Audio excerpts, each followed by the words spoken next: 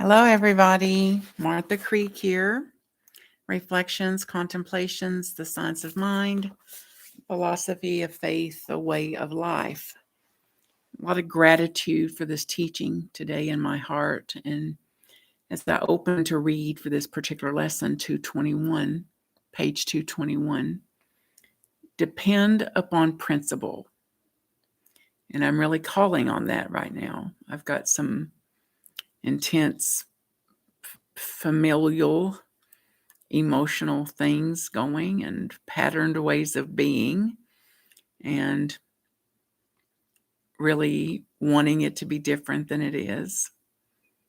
And I read, depend upon principle, and have an internal sigh. Principle is the power that made everything. Alpha to Omega. It is absolute. It will not and cannot be denied. The only thing that can deny God, is myself, is yourself. And that God is in this, all of this, Alpha to Omega, no exceptions. It is an impersonal thought force. The work is definite and dynamic and is consciously done, always with a clear purpose in mind.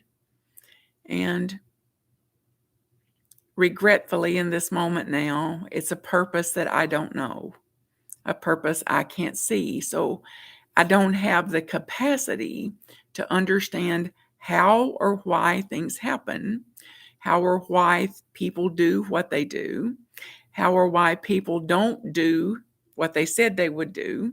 Example, and I surrender again in this very now moment to the reality of that there is a greater purpose of which I cannot see from my limited perspective.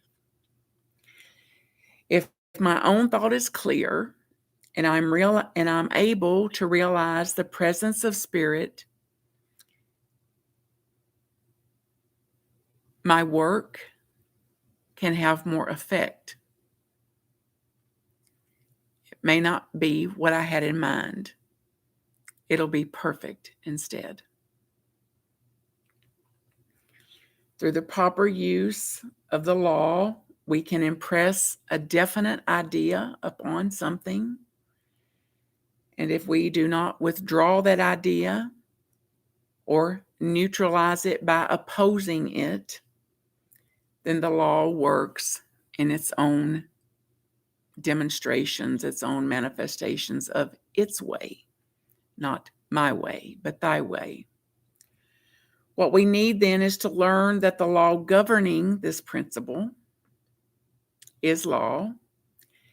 And when we give prayer a treatment and intention, we do so definitively setting a universal law in motion, which must not only accept what we say, but the way in which we say it. If our treatments and prayers are given with a sense of struggle, which I can notice in myself now, woe is me, it will manifest similarly.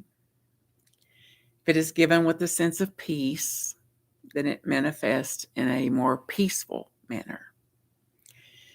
And reminding myself not to assume personal responsibility for anybody or anything or any circumstance. And I do have a definitive duty, obligation to speak properly, clearly, fully, and conscientiously about whatever I'm going to put into motion.